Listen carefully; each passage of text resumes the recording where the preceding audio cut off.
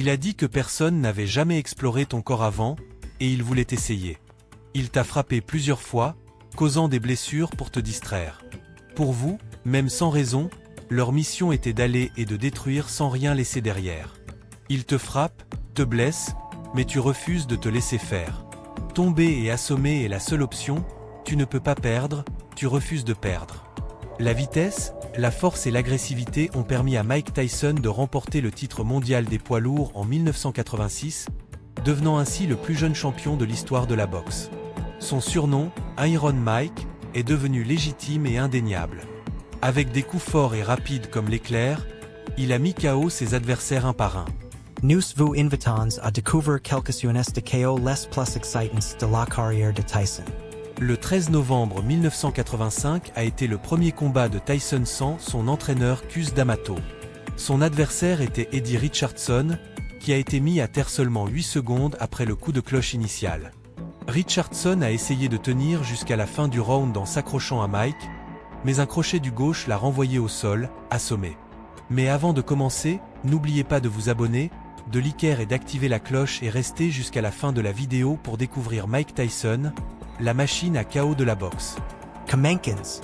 Quand on a demandé à Eddie Richardson s'il avait déjà été frappé aussi fort que par Mike, il a répondu que oui, environ un an auparavant, lorsqu'il a été percuté par un camion. Tu as perdu un ami cher, Cus, il n'y a pas si longtemps, et beaucoup de gens pensaient que tu ne te remettrais peut-être pas. Dans une interview, tu as été cité en disant que Cus aurait voulu que tu continues. Bien qu'il ne soit plus là, son modèle personnalisé depuis tes 13 ans était présent en toi, concentré sur les affaires et ne permettant à rien d'interférer. Nous avons tous des déceptions, mais nous ne pouvons pas les laisser arrêter nos vies, nous devons aller de l'avant. Le 23 mai 1985, Mike Tyson est monté sur le ring contre Don Alpan pour son 3e combat professionnel. Cependant, ce combat s'est avéré assez difficile pour Tyson.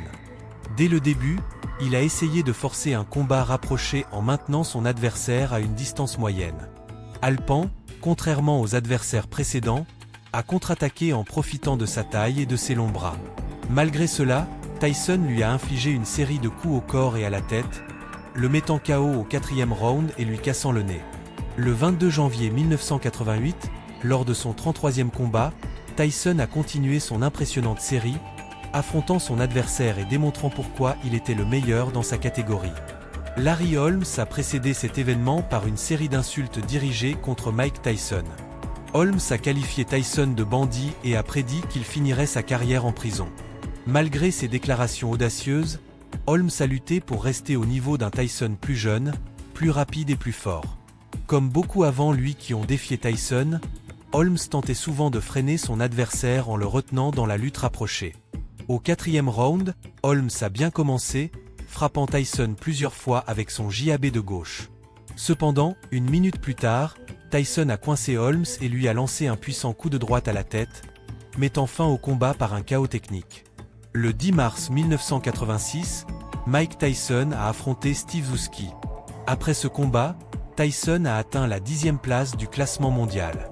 Zouski a essayé de boxer lors des 2 premiers rounds, mais à 2 minutes du 3e round, Tyson a lancé une série d'uppercuts qui ont laissé Zouski chancelant près des cordes. Tyson l'a ensuite achevé avec un crochet de gauche, envoyant Zouski au tapis.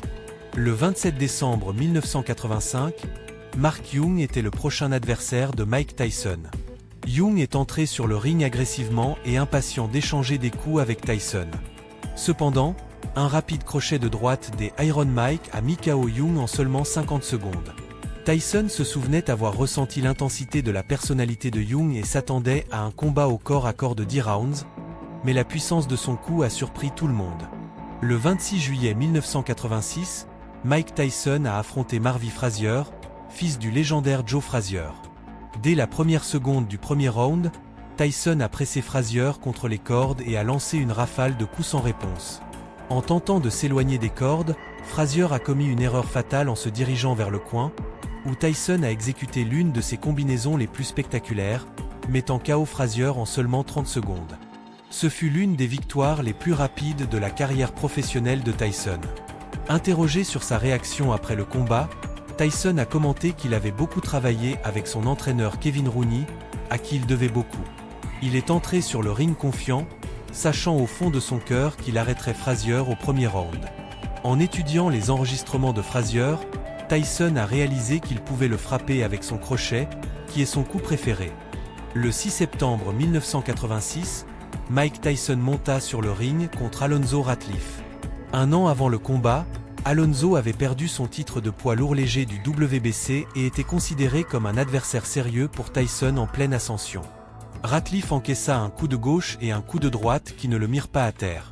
Au deuxième round, après un moment d'attente, Mike esquiva vers la gauche et décocha un puissant crochet du gauche sur la mâchoire de Ratliff, qui s'effondra à genoux et attendit que l'arbitre compte jusqu'à 9 avant de se relever.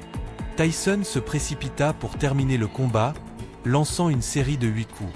Ratliff trouva le salut dans un clinch, mais après que l'arbitre les ait séparés, Tyson continua à le frapper près des cordes. L'arbitre intervint et le combat prit fin. Le 25 février 1989, Mike Tyson affronta Frank Bruno. À ce moment-là, le record de Tyson était de 35 victoires et 0 défaites, tandis que Bruno comptait 32 victoires et seulement 2 défaites, dont 30 par KO. Le début du premier round peut être résumé en un mot, fusillade. En conséquence, Bruno était déjà au tapis 12 secondes après le début du combat. Bien qu'il semblait clair que Tyson gagnerait, il fut touché par un coup de Bruno. Tyson se défendit et Bruno tint bon jusqu'au 5e round. Avec 5 secondes restantes au 5e round, une série de coups de Tyson surprit Bruno, qui ne put plus se défendre. L'arbitre arrêta le combat, et Tyson gagna par TKO au 5e round. Le 21 mars 1988, Mike Tyson affronta Tony Tube. Tyson avait déjà remporté 33 victoires consécutives, tandis que Tube avait 24 victoires et une défaite. Tony tenta activement de briser la défense de Tyson et travailla avec les deux mains. Le premier round se termina plutôt bien pour Tony, mais au deuxième round, il échoua à se défendre des jabs entrants de Tyson. À mi-chemin du deuxième round, Tony tenta de frapper Tyson avec une paire de crochets du droit, mais reçut un coup au corps et un double crochet en réponse. 5 secondes plus tard, un court coup de gauche de Tyson mit KO Tony Tube. Le 22 novembre 1986, Mike Tyson monta sur le ring contre Trevor Berbick dans un combat vraiment historique, largement annoncé. Tyson a dit que personne n'avait jamais exploré son corps auparavant, et il voulait te tester. Il t'a frappé plusieurs fois, te causant des dommages pour te distraire. Mais sa mission était d'aller et de détruire, sans laisser rien derrière. Il te frappe, te blesse, mais tu refuses d'être blessé, de tomber et d'être mis KO. Tu ne peux pas perdre, tu refuses de perdre. L'événement a été si marquant que près de 8800 personnes y ont assisté, y compris des stars de cinéma et de nombreuses célébrités. À seulement 20 ans, 4 mois et 22 jours, Mike Tyson est devenu le champion du monde le plus jeune de l'histoire de la boxe, surpassant Floyd Patterson. Ce n'était pas seulement un combat, mais une destruction totale de Trevor Berbick. Berbick a essayé de continuer, mais même s'il avait le cœur, son corps ne lui permettait pas de faire ce que son esprit voulait. T'as-t-il jamais frappé avec quelque chose qui semblait comme percer du verre? Même si le coup ne se connectait pas, je refusais de sortir blessé, d'être mis KO, de perdre. Il n'y avait aucun moyen au monde que je sorte de ce ring en marchant. Il devrait me porter mort. Je ne quitterai pas ce ring vivant. Il semblait, tôt dans le deuxième round, que Berbick avait déjà reconnu ta puissance et commençait à tenir bon juste pour survivre, même aussitôt que ça. Je ne suis pas sûr de ça, mais c'était son problème. Je suis venu pour détruire et gagner le championnat du monde des poids lourds, et je l'ai fait.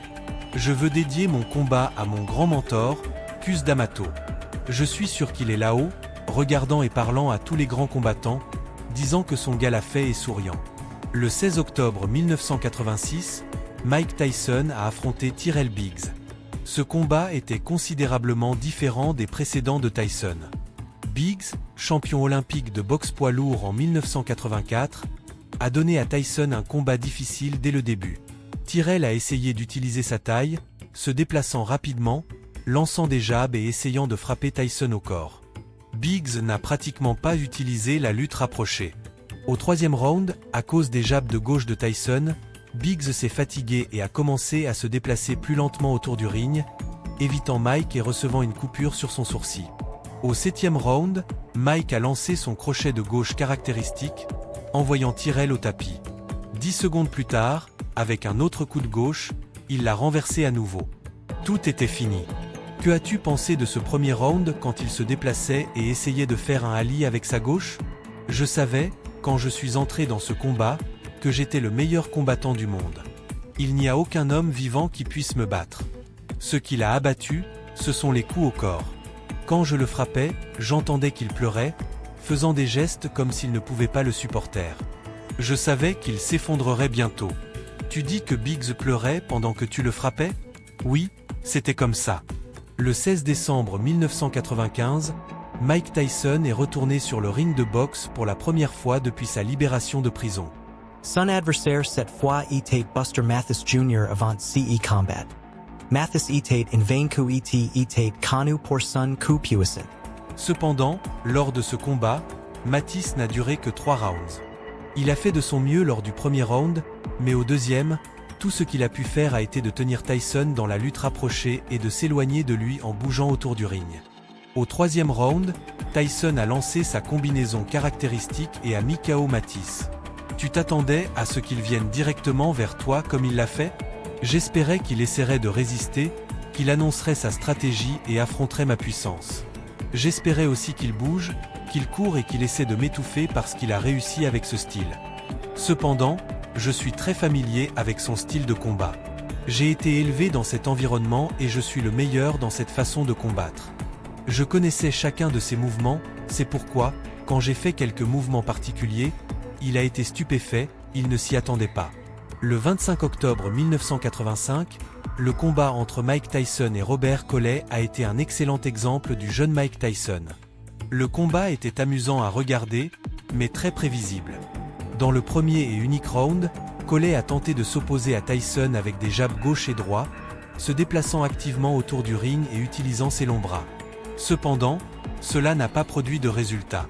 Dans la première minute du round, Tyson a réussi à lancer un crochet de gauche rapide et puissant, touchant Collet et mettant fin au combat. Le 1er novembre 1985, Mike Tyson est monté sur le ring contre Sterling Benjamin. Ce combat a eu lieu une semaine après le combat avec Robert Collet et s'est également terminé par une victoire spectaculaire et rapide au premier round. Au début du combat, les boxeurs ont échangé des coups, et presque immédiatement, Tyson a poussé Sterling contre les cordes, où il a lancé un crochet de gauche précis. Après cela, Tyson a lancé 12 coups sans réponse à la tête et au corps de Sterling, l'envoyant impitoyablement au sol et réalisant un KO. De toute façon, j'étais le petit Larry, je le sais. N'oubliez pas de liker cette vidéo si vous l'avez aimée et de vous abonner à notre chaîne pour ne manquer aucun épisode sur les légendes de la boxe du passé. On se voit la prochaine fois sur le ring.